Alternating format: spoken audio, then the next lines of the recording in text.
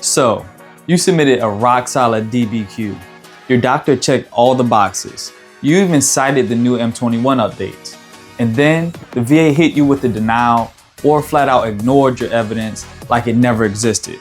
Yeah, we're gonna fix that today. This video is about what to do when the VA doesn't play by their own rulebook.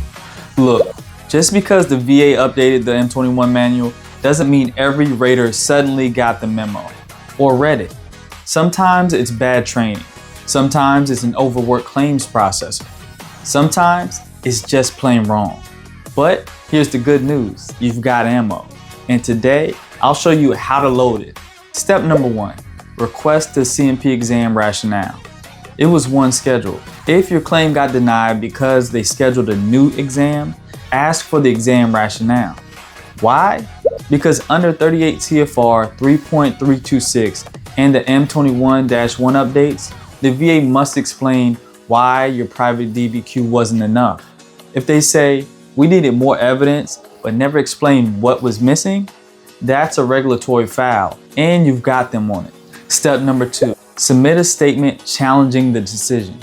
Your next move, submit your statement through va.gov with your appeal. Here's what to include.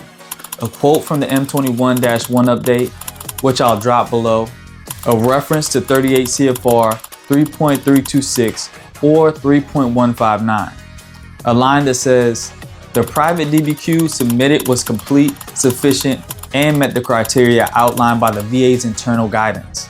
The VA failed to acknowledge it without explanation. You don't need a law degree. You need the right words and receipts. Step number 3, attach the M21-1 screenshot as evidence.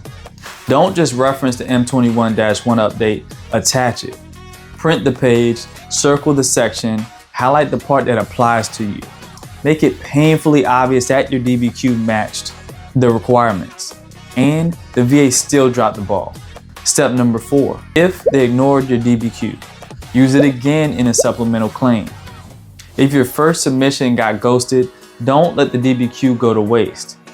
You can reuse it in a supplemental claim with new argumentation that explains how the original DBQ was sufficient per VA rules. Now here's a pro tip. Include a brief lay statement that says, this DBQ was completed by a licensed physician who had access to my full medical history and reviewed the rating criteria. Please explain why this did not meet VA standards. And if your doctor didn't reference the claims file, fix it. Now here's a gotcha that I see all the time. Your DBQ is solid, but your doctor didn't document that they reviewed your claims file. Even if they actually did, it needs to be written. Now you can go back and have the doctor add the addendum that says, provider reviewed veterans VA medical records and service treatment records in full. That one sentence could be the difference between denial and approval. So here's some real talk. Don't let one denial shut you down. Now I know it's frustrating when the VA ignores what you thought was a slam dunk, but one denial doesn't mean your evidence is garbage. It might just mean they screwed up. So don't fold, get louder, and get smarter, and then hit them back with their own policy. Now this is why I created the Rater Rebuttal Template Pack inside the VA Claims course.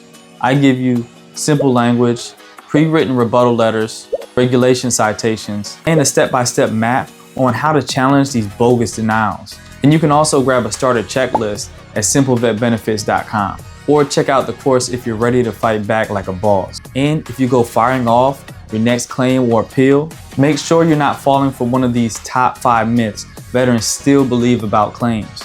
That video is up next, and I promise if you've ever heard the VA won't rate that, you need to watch it. Click here and let's bust those myths wide open.